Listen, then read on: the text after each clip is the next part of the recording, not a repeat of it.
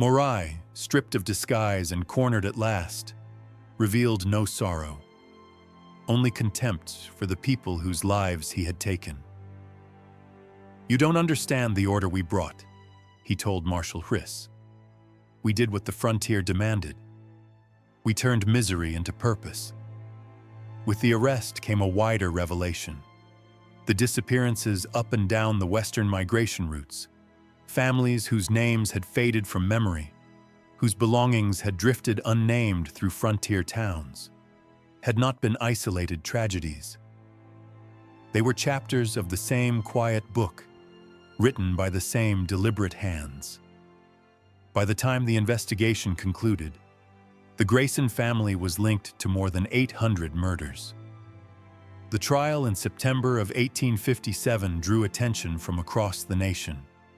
It forced Americans to confront something they were not prepared to see: that evil could be patient, orderly, polite, that it could wear a cleric's collar and smile over a communion cup, that the frontier's romance, its bravery, its hardship, contained shadows deep enough to swallow whole families without a sound.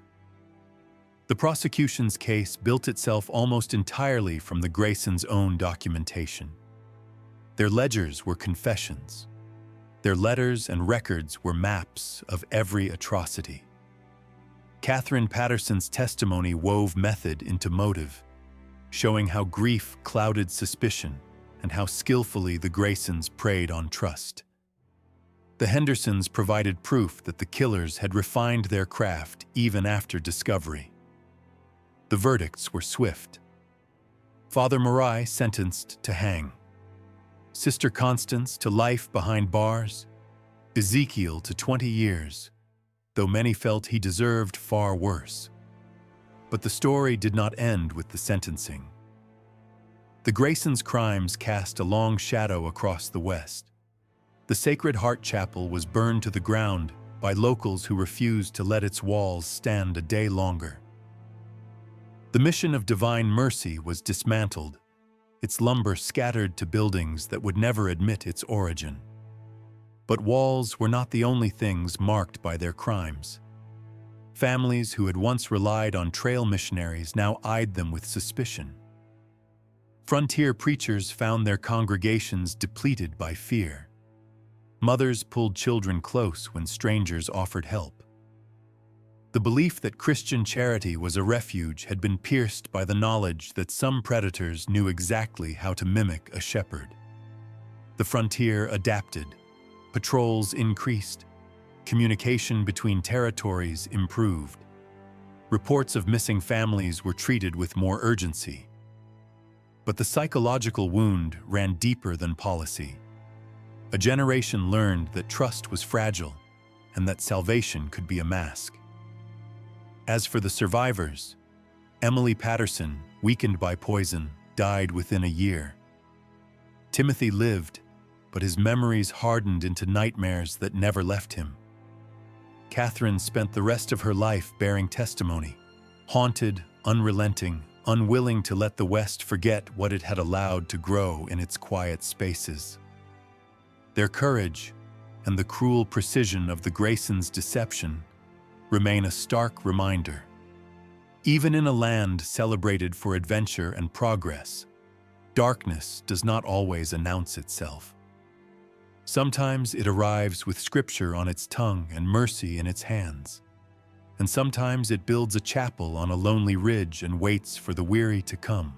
The surveillance culminated in horror. The morning agents witnessed Ezekiel, now Brother Thomas, give a mug of milk to the youngest child of the Henderson family, prosperous travelers from Missouri. The boy was healthy before the drink touched his lips. Within the hour, he cried of stomach pain, collapsed, and began vomiting. Marshal Hriss did not need a physician to confirm what he had just seen. "We move now," he told his men. "No more families die under their roof." The raid came at dawn on June 15th, 1857. Soldiers encircled the mission while the family slept. When they breached the buildings, what they found was a second Sacred Heart, Larger, darker, more industrious. Basements sectioned into storerooms. Shelves of stolen goods from families who would never finish their journeys. Secret compartments filled with jewelry and dentures and children's toys. And more ledgers, older, broader, stretching back beyond Oregon into territories the investigators had not yet even considered. The Graysons had been active since at least 1845. Their pattern was no accident born of the Oregon Trail. It was a system honed across states and years, moving like a stain that seeped wherever human desperation met trust. What the investigators found in Father Morai's journals was more disturbing than any inventory. A mind that had undergone a transformation. Early entries were tangled attempts at moral justification, claims of mercy, talk of relieving suffering. Later entries abandoned all pretense. The writing became clinical. Murder was simply the mechanism by which wealth flowed from the weak to the deserving. Morai believed he was an instrument of both nature and God, shaping a frontier that rewarded strength and cunning. They died because they were meant to, he wrote in one entry, and because we were meant to receive the fruits of their labor. An entire philosophy built atop suffering. The Graysons had also been planning an expansion, multiple mission sites, each run by a different member of the family, forming a network of quiet slaughter along the West's vital migration routes. They had lists of possible locations, notes on typical wagon traffic, even sketches for improved burial systems. Yet even at their most ambitious, they were not careful enough. The Hendersons survived because the raid came before the poison completed its work. Their testimony was invaluable. They spoke of the kindness that first disarmed them, the subtlety of the manipulation, the feeling of walking willingly into a trap that only revealed its bars when the door was already shut. If someone had told me they were killers, James Henderson said, I would have thought them mad. When the surviving Graysons were brought in for questioning, Morai, Constance, and Ezekiel, their reactions were starkly different. Sister Constance was cold and indignant. She insisted she had been providing mercy, not murder. To her, death was a release from trail suffering. Her only regret was that she could not finish her treatments. Ezekiel said nothing, his silence revealing a faith twisted into obedience. The Graysons possessed advantages rarely seen among frontier criminals. They had money, real money, enough to buy new identities, new tools, new loyalties. They had a deep familiarity with the backroads and remote passes of Oregon territory. More than that, they understood in terrifying detail how law enforcement worked on the frontier. Slow communication, sparse jurisdiction, long stretches where a family could disappear without a single question asked. They had built their empire on those gaps. Now they used those same gaps to outrun the hand of justice. Marshal Hriss read the ledgers salvaged from the chapel with a heaviness that would mark the rest of his career. The entries were organized with a banker's precision, as if the Graysons were managing a ledger of wheat or cattle rather than human lives. Victims were never described as people. They were cases, opportunities, departed souls. Methods were not confessions. They were notes for improvement. The ledgers revealed something else, too. A pattern of movement that suggested the Graysons had not begun their work in Oregon. They had drifted for years before settling at Sacred Heart, leaving hints of disappearances along lesser-known routes in other territories. The marshal realized he was not chasing amateurs. He was hunting a family that had learned to evolve. The breakthrough came 2 years after their escape. In early 1857, word reached authorities in Northern California of a remote mission that had sprung up with improbable speed near the Oregon-California border. the mission of divine mercy, they called it. It lay at a crossroads of wagon routes, a place where travelers moved in small groups or alone. Too often, families who stopped there were never seen again. The people who ran the mission introduced themselves as Father Benedict Morrison, Sister Mary Morrison, and Brother Thomas Morrison. To untrained eyes, merely a pious family. But Marshal Hriss had read Catherine Patterson's testimony until he could speak it from memory. He recognized the pattern instantly: a chapel in an isolated stretch, a charismatic father, a maternal caretaker versed in herbs, a quiet handyman who appeared at moments of need. The three new Morrisons had the same ages, the same physical descriptions, the same tidy division of labor. It was as if the Sacred Heart Chapel had moved across the map and changed its signboard. Hriss assembled a team of agents and soldiers, swearing them to secrecy. They spent weeks watching the mission from the cover of pines and basalt. Their notes read like a grim mirror of Catherine's recollections. Families arrived in distress. The Graysons welcomed them with open arms. Sister Mary dispensed remedies. Brother Thomas tended wagons. Father Benedict preached comfort with a voice as smooth and hollow as polished bone. This time, however, there were refinements. The Graysons had expanded their network. Local men, traders, scouts, opportunists acted as their extensions. Some were likely ignorant of the full truth, others were not. The Graysons had learned that help was a strategic investment. A lookout who could warn of military patrols or deliver a fabricated story at a crucial moment was almost as valuable as a trunk full of gold. The agents saw something more chilling still.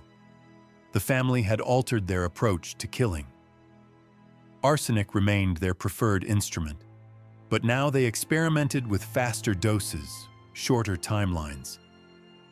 The old method had been profitable but slow, too slow, as the Patterson escape proved. The Graysons had decided efficiency mattered. Eliminate families within days, not weeks. When the pattern became intolerable, when 2 children lay dead and Thomas slipped toward the same gray pall, Catherine chose flight over the agony of waiting. She helped Emily and Timothy slip from the cabin in the small hours and head for the wagon, clutching a small cache of money and a sample of the medicine Constance had used. Mercy had been their captor. Escape required deceit and luck. They nearly failed. Father Marai confronted Catherine at the wagon under the thin moonlight. He spoke of fevered confusion, of the need for rest. His hand moved toward something hidden beneath his coat. In that instant, Emily, feeble and poisoned, produced Thomas's pistol and drew a line between murder and revelation. Catherine struck Marai with a heavy iron tool. The blow stunned, not killed. It was enough. The 3 fled. What followed was a nightmare of slow miles and fraying sanity. Poison ate at Emily's body even as they fled. Timothy, mute with trauma, clutched what remained of a childhood. Catherine drove through country she barely knew, guided by fear more than hope. On the 4th day, a patrol from Fort Dales intersected their path. Soldiers who had come to investigate rumors of unrest listened first with disbelief and then with a growing sense of horror as Catherine produced traces of Constance's powder and a vial of the medicine. Emily could barely speak, but her symptoms matched accusations. Arsenic. The patrol moved. When soldiers reached the Sacred Heart Chapel, they found Thomas and 3 children dead in their beds, signs unmistakable to medical men schooled in poisons. The chapel's basement yielded a harvest of horrors: trunks, clockwork, quilts, rings, and most damning of all, ledgers. Father Marai's neat script cataloged families like inventory.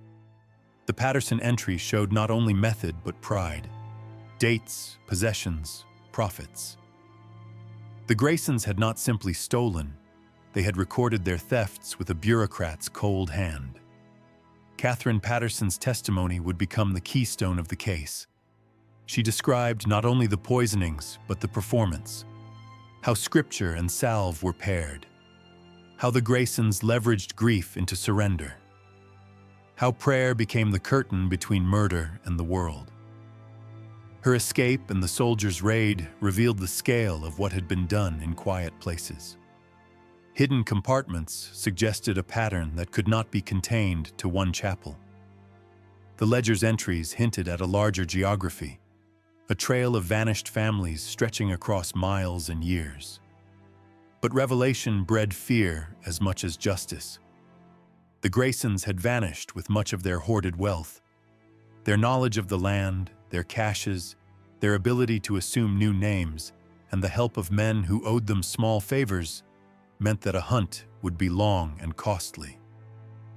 What the raid had done was strip away the cloak that had hid them. It did not by itself snare the perpetrators. The military and territorial investigators now faced a reality the frontier had rarely asked them to confront: a criminal enterprise that had weaponized piety. The question before them was not merely where to find the Graysons, but how to chase men who had spent years studying the roads, the gaps between communities, and the very mechanisms of trust. The first step had been taken.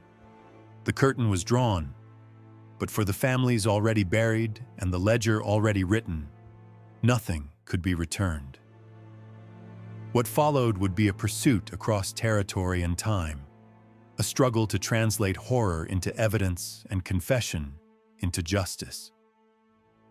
By the fall of 1855, the Graysons were ghosts with wallets full of stolen futures. They slipped into forests and ravines as if swallowed by the land itself, leaving the Sacred Heart Chapel behind like a shed skin. Soldiers found nothing but cold ashes in the hearth, open graves in the grove, and the chilling orderliness of a crime scene emptied by its architects.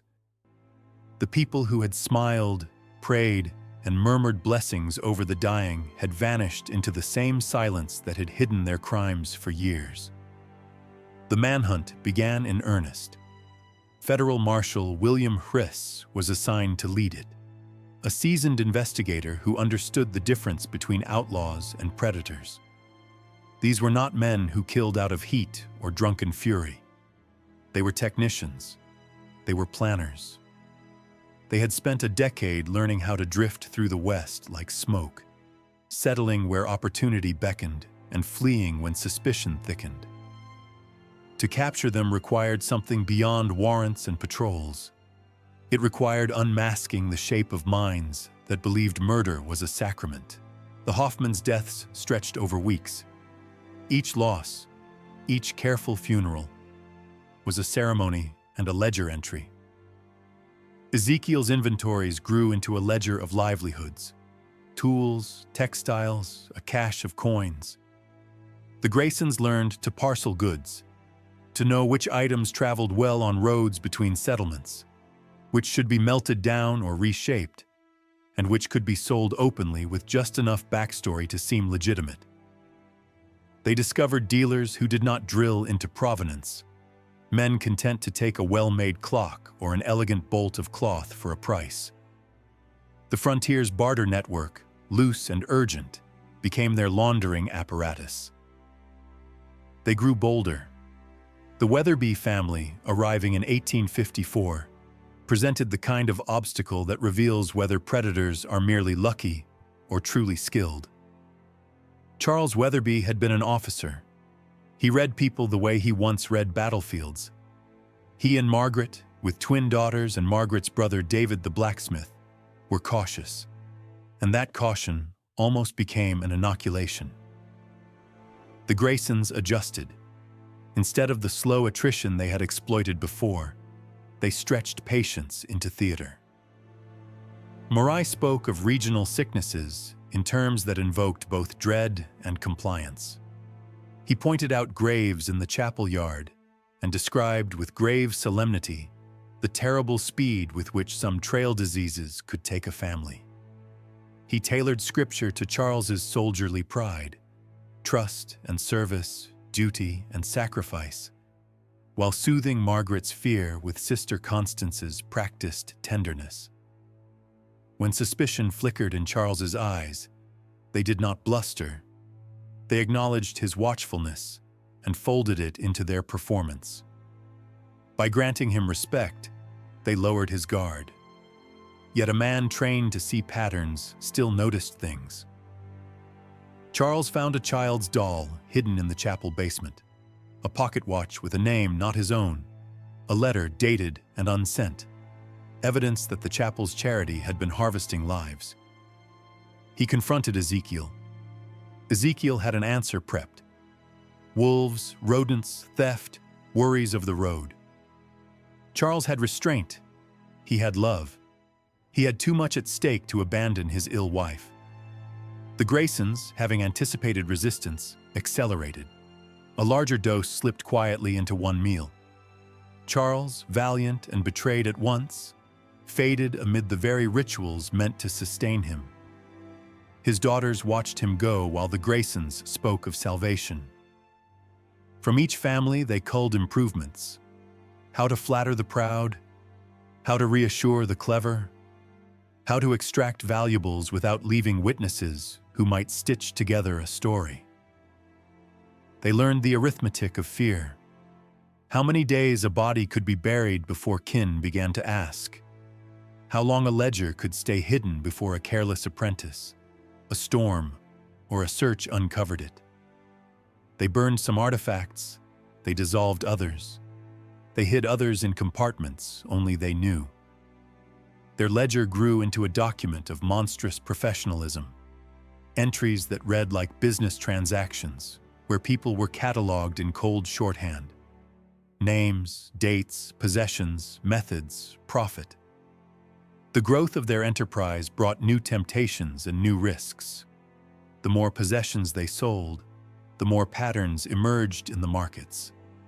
The more graves they dug and the more goods they accumulated, the higher the chance that some thread would snap and unravel the whole weave.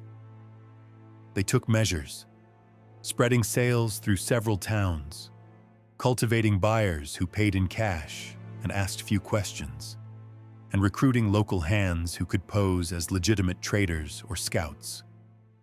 Outsiders eased the workload, and when those outsiders were useful, they were kept close. When they were liabilities, they were discarded like so many coin-wrapped receipts. The Patterson family's arrival in 1855 almost unraveled everything. Thomas Patterson, a merchant who had sold his Ohio business to seek fortune in Oregon, traveled with Emily, their children, and Emily's sister Catherine, a teacher, observant and careful. The Pattersons were rich in a way that attracted predation and in a way that invited scrutiny. Ezekiel did not wait for a broken axle this time. He manufactured the opportunity with friendly talk, with news of mountain fever and the promise of preventive tinctures. He threaded doubt into the Pattersons' steady plans until concern, maternal, human, carried them to the chapel. From the first night, Catherine felt wrong. She watched Ezekiel counting quietly, saw Marai's eyes linger on Thomas's watch. She noticed Constance's medicines prepared in secrecy and the way every compliant family member seemed to grow ill first. Her training, rooted in a childhood around a pharmacist father, gave her clues others did not have the patience to parse. She pretended to drink the potion given to her. She faked compliance for the child Timothy. She watched who survived and who did not. Her quiet observations became a map of poisoning. Then the first sickness. Samuel complained of stomach cramps and nausea. Constance called it trail sickness and administered remedies from the basement. She spoke of nature's healing and the need sometimes to purge. and the remedies, dosed carefully, began their work. Samuel's skin grayed, his breathing grew ragged. Within days, the youngest children followed. James and Elizabeth watched as their family collapsed in a pattern tragically familiar on the trail. Loss after loss, burial after burial. Except these deaths came in tight, carefully measured succession. The grieving were tended to by Morai, who presided over their funerals with a rhetoric of comfort, his voice a balm over a wound. What the Morrisons could not see was the ledger of the chapel, hidden, meticulous, and merciless. Night after night, once prayers had ended and tears had quieted, Ezekiel rifled through trunks and pockets. He inventoried everything of worth. The Graysons had discovered arsenic, cheap, available, and lethal in doses that could mimic the epidemic illnesses of the trail. Sister Constance learned to hide it in teas, tinctures, even communion wine. The symptoms, cramps, nausea, discoloration, were indistinguishable from deprivations the trail had already taught people to expect. A family grieving at Sacred Heart had every reason to believe they had simply succumbed to the wilderness. By the 12th day, James Morrison's strength failed. Elizabeth, in labor, held on through faith and terror. One by one, the family was extinguished. Samuel on day 7, Tommy and Mary in quick succession. James before Elizabeth's newborn son could survive more than hours. The infant was baptized by Morai and buried alongside the rest. What remained of the Morrisons, possession and heritage, was deemed consecrated to the Lord's work. To the Graysons, that language was commerce. The Morrisons' annihilation taught the Graysons a set of rules. Isolated families were safer than those in numbers. Arsenic, carefully administered, mimicked the illnesses the trail had already promised. Religious authority smoothed any doubts. Sorrow was a suffocating shield that made scrutiny impossible. And perhaps most important, the trail itself was a miracle for predators. Missing families were often not missed for months, if ever. The frontier's vast distances and slow communication cloaked crimes in plausible deniability. In the months after the Morrisons, the Graysons refined the machine. Ezekiel became a scout for prey, reading signs of wealth in a battered trunk or a proud ox. Constance perfected dosing, teas, tinctures, wine. Morai honed the language that calmed and commanded. The basement was reorganized, stores separated from stolen goods, a cold compartment for bodies, maps to later concealment. Unmarked graves were dug in groves behind the chapel, neat as accounts, ready to receive those whom pity had led inside. The winter of 1852 to 53 was not idle time. It was accounting.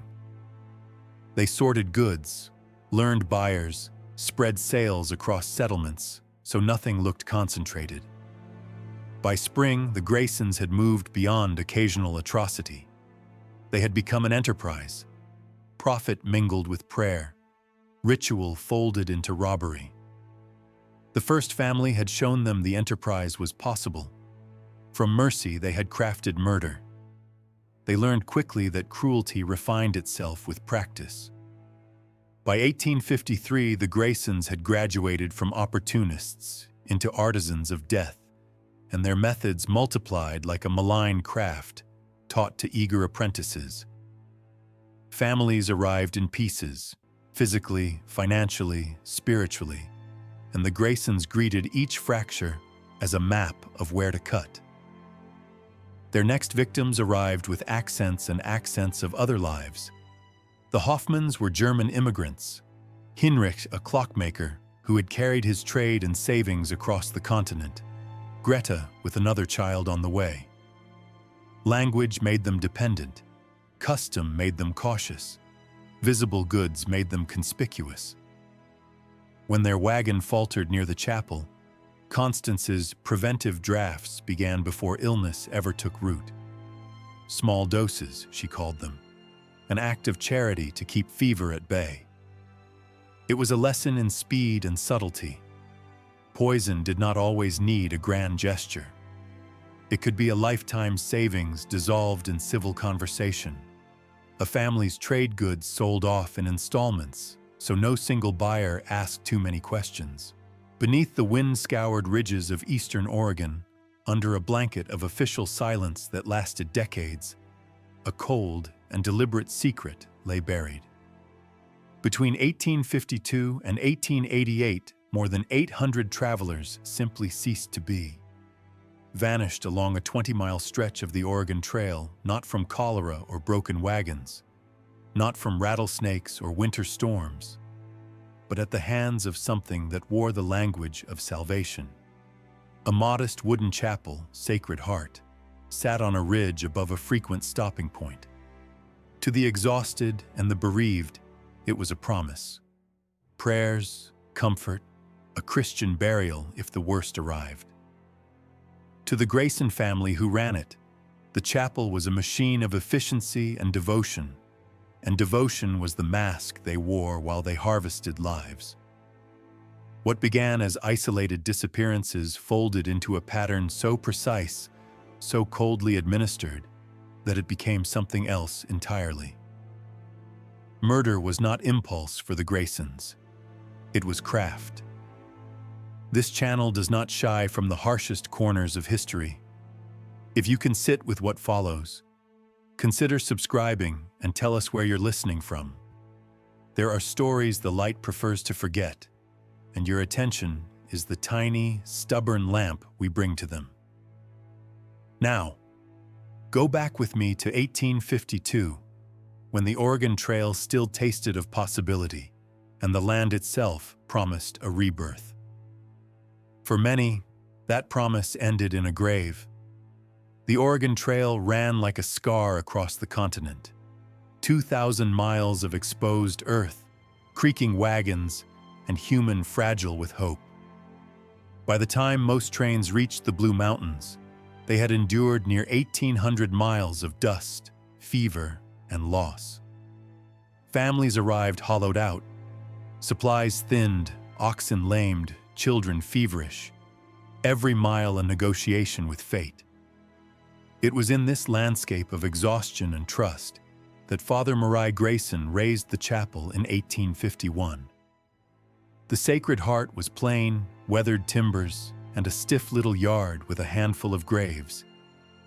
Inside, rough-hewn pews faced an altar, a wooden cross that Father Marai said he'd carved himself.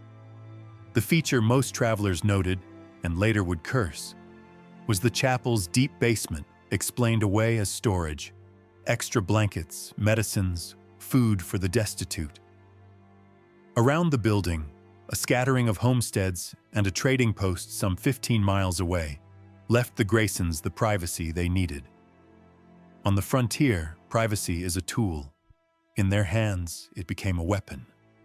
Marai presented himself as a gaunt, commanding man with gray eyes that seemed to look a thought into being. His wife, Sister Constance, moved with a gentleness that quieted panicked mothers. Her knowledge of herbs and salves made her invaluable. Ezekiel, Marai's younger brother, handled the practicalities. Wagon wheels, livestock, favors that required calloused hands. Together they formed an image: charity, piety, shelter. They drew the desperate like moths to flame. They understood the trail better than most. They knew who arrived broken but proud, and who staggered in already cold to the bone. The Graysons positioned themselves not merely as spiritual guides, but as practical saviors. A bed, a blessing, a tincture. In the wilderness, denominational lines blurred. A weary Methodist or Presbyterian would clutch any hand that steadied them. Marai could shift his scripture to match the listener. Sister Constance could tailor folk remedies to the sufferer's needs. The chapel became safe ground by design. The first recorded disappearance came on September 23, 1852, though the larger pattern would only be assembled decades later from scattered records and survivor testimony. The Morrisons, James and Elizabeth, 3 small children, and Elizabeth's elderly father, Samuel, were a family who had pushed ahead after the wagon trains broke. Close to the Sacred Heart, their axles snapped. When the chapel appeared across the ridge, James later wrote that it seemed like a providential gift. Brother Ezekiel arrived as friends like him so often did, at a moment of need. He spoke with slow, measured reassurances. The Lord had placed them nearby. Sister Constance could tend Elizabeth, who looked near term. Father Murray would be honored to offer sanctuary while the wagon was repaired. The Morrisons, exhausted, accepted. For 3 days all seemed as it ought. Constance tended Elizabeth. Ezekiel mended the axle. Murray offered prayer. The children ran in the yard. Samuel rested.